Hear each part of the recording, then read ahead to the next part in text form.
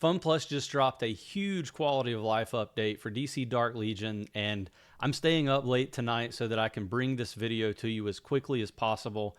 We're going to break down all of the changes that are going to be coming to the game. And before we start talking about the changes that are going to be coming, I want you to take a look at the Hangar, because this is the last time that you're probably going to see the Hangar looking like this on a video that I bring to you. They are going to be making some significant changes to the Hangar, and we're going to dive right into that in just a second. So the way upgrading your ships has worked up to this point is that you need these things called quantum components.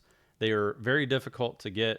You can only purchase them from the League contribution store or by earning them from Umbral Rift. But you go into each of these ships and you're able to do some modifications. I've already fully enhanced or modified my T-Jet.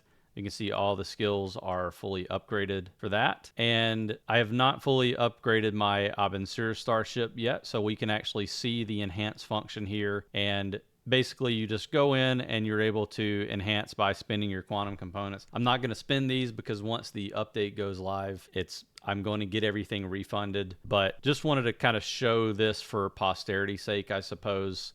Basically, there's going to be a different way for you to upgrade your ships going forward. So we're back post update, and we're going to take a look at the Hangar and the brand new style of the Hangar. As I mentioned, this is going to be a lot more visually appealing, I think. Big things here: you no longer need to enhance each vehicle individually.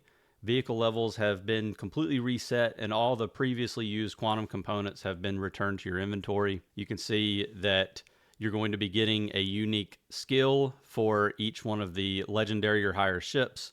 You're also going to be getting static bonuses for your champions for each of the aircraft that you have. You can see that Blue Beetle's bug is in the game, which is really exciting because that means that at some point in the near future, we're going to be getting Blue Beetle. And here's the upgrade system for Apocalypse. I'll go through some of these levels for you so you can see how it works. You've got to do, I believe, 10 upgrades or 9 upgrades, and then you're able to ascend to the next level, and you're going to ascend using the quantum components, and you'll upgrade using the cash. And the last thing to mention for the Hangar update is for the rewards. You will need a level 50 Apocalypse in order to unlock the 2 new legendary ships. It's definitely going to be a big hill to climb. I made it to level 33 with the approximately 85 or 86 quantum components that I had in my inventory, and hopefully I will be able to get these unlocked within the next few weeks to a month maybe.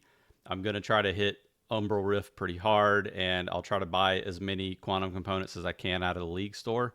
At this point, given the way this new upgrade system works, my plan is to use pretty much all of my League contribution resources for quantum components going forward, and I would recommend that you probably do the same thing as well. You want to get a quick start on this and kind of push as much as you can, because new players and even the global launch folks who've only been around for a little over a month and a half are probably going to be at a much lower war room level unless you're a whale. So that's it for the Hangar update. The next thing that we're seeing a big update on for today is the Darkest Timeline.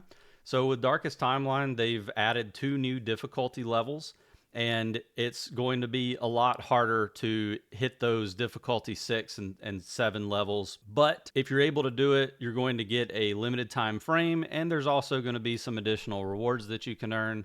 So we can jump in and you'll see that you're able to get those first clear rewards for completing each difficulty. And then if we go into the timeline journal, you can see that they've added 50 new levels for you to complete rewards and earn a few more of those anti-crime tokens and the mythic selectors. Also a pretty decent amount of AC/DC shards in here. So anyone who's looking for additional ways to earn those, definitely come hit this. A couple of additional updates for this mode.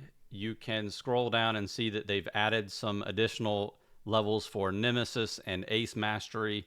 So the Nemesis levels, they've added Murder Machine as a new boss. So that's going to be the 3rd boss that you can face here. Sort of similar character model, at least, to the Murder Machine in Combat Cycle.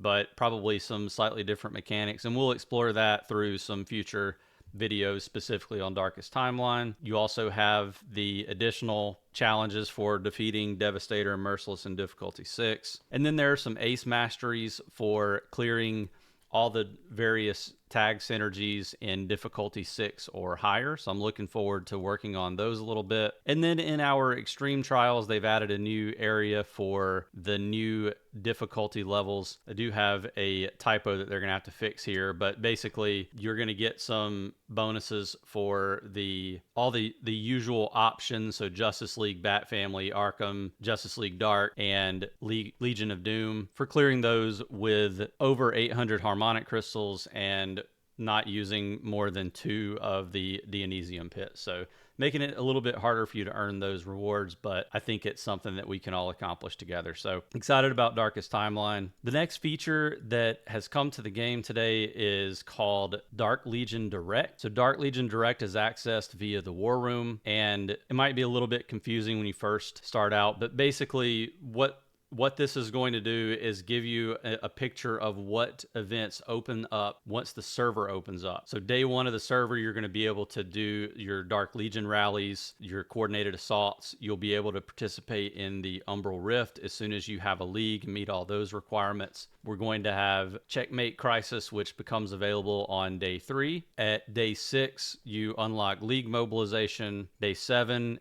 is the start of Guardian Challenge. So after 7 days, you'll be able to attack and obtain 2-star cities. After 21 days, you'll be able to attack and obtain 3-star cities. And then after 49 days, you'll be able to go after 4-star or higher. I think this is a really nice visual guide to see what's going to be coming up for each server. A lot of new players on new servers kind of get confused about what's going to be coming, and I hope they'll add some of the other milestones and events to this as well in the future. A couple of items I'll mention that are going to be very helpful for people in smaller leagues or people who are in leagues that they maybe don't want to be in. They're looking for something else. We're going to have elite picks and league recommendation. So elite picks is going to be something for, well, not even just small leagues, but bigger leagues who are looking for better players. You're going to be able to see the top players who don't have leagues that you can recruit. And then we're also going to see league recommendations. So if you're in a lesser league, you can go into the league tab and you can see some of the leagues that might be a little bit better for you to join, and they're trying to make it where it's a little bit easier to see who is obtaining cities or doing well in various game modes. So I'm happy to see some of these optimizations here. Okay, so the next big feature that they've added is this Discord link. At league level 8, the Archon or R5 of your league is going to be able to link a Discord server directly into your league tab. And what this will do is it'll provide you a direct link. If you click on the Discord link, it'll allow you to link your Discord account with Fun Plus, so that essentially when you click that Discord link, it'll take you directly to Discord. I think this is a really great feature because previously we've basically been having to provide a Discord link for people to copy and paste manually. It's a slight quality of life change, and I'm definitely excited about it. It just makes it a lot easier to get more people into Discord, which I think is the premier way to communicate with your league. They've also added this reward recovery feature. I think a lot of casual players and folks who have day jobs who makes it difficult for them to jump on and play anytime they want to. This is going to be very helpful for you. If you have been offline for more than 12 hours, rewards are going to be automatically recovered when you log in. And this will be things from your base, from Anti-Crime Network, and from Training Simulator. There are going to be 2 types of recovery. So there will be a free recovery system and a premium recovery system. In order to get that premium recovery, you will have to purchase the Super Monthly Pass. You will have to purchase the Super Monthly Pass. And you can see here that the Super Monthly Pass is now going to include that premium recovery. I don't know why they use the word free here. It's not free if you're paying for it, but you will get the premium recovery. You will also get research queues, or adjustments to your research queues. It's going to make it a lot easier for you to push through all of your research by saying, here are the things that I want to research down the line. I think that's kind of a helpful thing, again, for people who might not be able to jump onto the game anytime they want to. It's just going to help you automate things if you want that. I previously did not recommend that the Super Monthly Pass was worth buying, even for light spenders. I think these things maybe make it a little bit more enticing. You know, the intel point cap and the squad slots are definitely going to help for people who want to push in some of the ship or vehicle combat game modes that are coming out. So the Super Monthly Pass is definitely going to become more important down the line, and these items are definitely going to sweeten the deal. Then a few other quality of life changes. So there is going to be a league announcement now. So if you go into your league chat panel, up in the top of the screen, there will be a little announcement icon. If you click on that, you can see the league announcement, and that's going to be a place where your R4 and R5 members are going to provide some basic information on things that you need to know. It might be a daily announcement of, hey, the Rift is coming up, or Guardian Challenge is coming up, or something else that you might need to know to prepare for various game modes. A few other things that I picked up on here. They have expanded the interactions with champions that can take place inside the Batcave. I saw a little bit of this. Owlier actually pointed this out to me several weeks ago. There's an exclamation point that sometimes will appear in the Batcave depending on, I think, how many times you've spoken to the various champions there. It doesn't feel like there's a lot of rewards to speaking to the champions in the Batcave, but they're definitely trying to provide more incentives for doing some of those interactions. And from what I've seen from a few weeks ago when I first had this brought to my attention, when you click on those exclamation point ones, you're going to get a lot more rewards. You might get the higher level mother boxes, or you might get gems. I'm not sure what else they have up their sleeve, but as we see more of those, definitely feel free to comment down below and let me know what you're getting from those if you have already seen them. And otherwise, maybe I'll cover it down the road in like an economy deep dive that we do. Another item that I think is really worth flagging, especially for people who are very competitive in play, is these Guardian Challenge adjustments. So there's only really one thing they've done, but you can now garrison up to 3 vehicle squads in each city. I think that means town as well. And all garrison squads will earn points over time. I'm definitely going to be doing some testing on this in Guardian Challenge in the next week or two and kind of see exactly what happens here. But I believe what they're saying is that previously only the initial squad that attacks and obtains the town or city is the one that's going to be getting points. With the new system, there will be 3 vehicles that can get into that city or town and start obtaining points.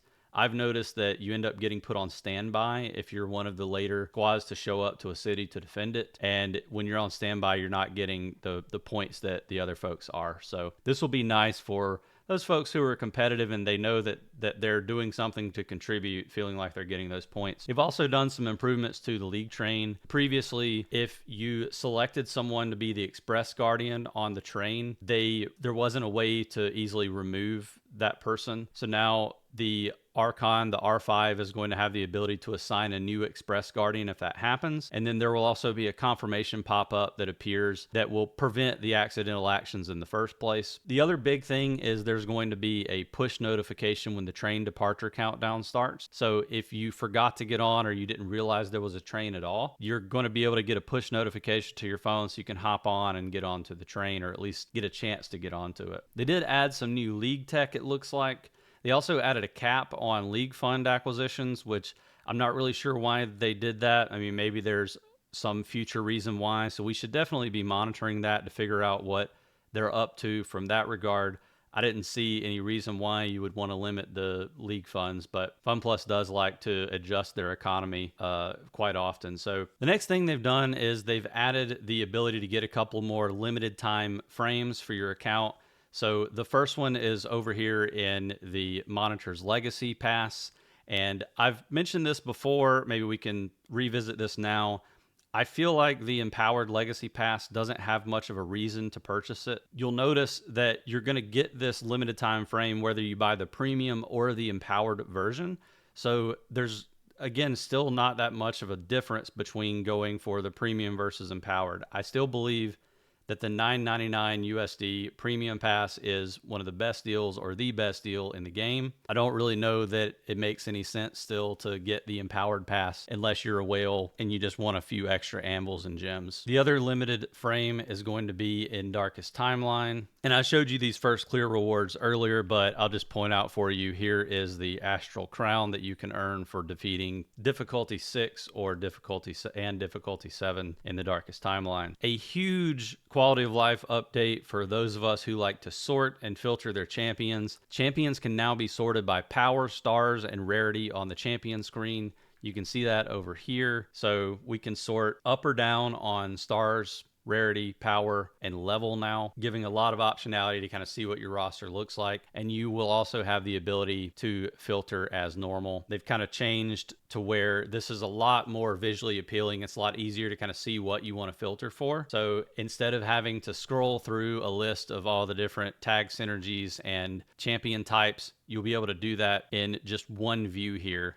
So really huge quality of life in terms of sorting and filtering your champions. I'm really glad they brought this to the game. The next small update that they brought to the game is with coordinated assaults. You can see I've launched a coordinated assault here for my league, and the text that they provide is that you can now tap anywhere outside of the button to view squad details. What they're saying is instead of hitting the invite button, if you just click on the coordinated assault, it will provide you information on who's joined. Previously, you wouldn't be able to see exactly who had joined into the coordinated assault. Now, there are a couple of other updates in here, some smaller things that I haven't discussed here. Definitely go in and take a look at the patch notes if you want to get some more of that information. The last thing I do want to discuss is they fixed an issue where Harley Quinn's Multiversal Force talent for Manic Episode and Superman's Multiversal Force talent for Heat Vision had stronger effects than what they say was intended. Basically, what was happening is those force talents were being triggered multiple times in battle. Let's take a look at those two kits and I'll show you exactly what was changed. So with Superman, the multiversal force talent for Heat Vision down here additionally reduces the target's defense by a certain percentage for a specific amount of time. And then for Harley, it's roughly the same thing. For Manic Episode, it additionally reduces the target's defense by percentage for duration. Now, late last night, I had the idea to go in and test both of these champions in the combat cycle and see what damage they were able to do pre-nerf, or I would say pre-bug fix versus post-bug fix. And I ran those battles, and then I simmed some battles earlier this morning, and I noticed that both of those champions were able to do considerably more damage post-update than they were before. It appears that my testing was really in vain here because I think the new Hangar system has maybe done a little bit of power creep. You can see that my power level for my account is a little over 14.4 million. That was a little bit lower, I believe, previously. Ability to do damage for your champions has definitely seen a considerable increase, and I think it's associated with these static buffs that you're going to be getting from each of these planes. So we've got HP for aircraft. For the main aircraft, we've got Abensur Starship, which provides 3% attack, and then the T-Jet provides some HP. I'm not sure if that's the case. I'm just theorizing because I can't think of anything else in the updates that they did that would cause this to happen. But essentially, what you should know here is Superman and Harley, I can't call it a nerf because it appears there was a bug that was causing this, but they were able to reduce target defense by a decent amount for the entire squad. So not just your Superman, but your whole squad would be doing less damage to the champions now that they've fixed this. So I expected to see a decrease in the amount of damage that you could do, but running combat cycle and other areas of the game, that is definitely not the case. So basically we've had a little bit of a power decrease for Superman, Harley, and anyone on the squads that you're running with them. But then we've seen an overall increase in power for everything else. So there's not going to be a felt difference here for most players, I don't think, for your Superman or Harley. In other words, the recommendations that I have in place, I think the tier list that we have put out is largely going to be unchanged by what has happened here, but we'll definitely monitor as time goes on and see what happens with that one. That's going to do it for this deep dive on the latest update to the game. I hope you've enjoyed some of this information, that it's been helpful for you. I'm certainly excited about a lot of the new features that they've added. I like the quality of life with league functionality. I really enjoy the new Darkest Timeline piece. I'm excited to get in and do some of those Darkest Timeline runs with you all and share those videos. And I'm interested in seeing how this new Hangar system is going to work going forward. I'm really excited to see Blue Beetle's spaceship, and I want to see some of the other vehicles that are coming into the game in the future. If you enjoyed this video, be sure to like it and comment down below. Let me know what you're excited about with this new update. Let me know if there's anything that you're upset about. As always, please be sure to subscribe if you enjoyed this content and you would like to see more DC Dark Legion content in the future, and I'll see you on the next video.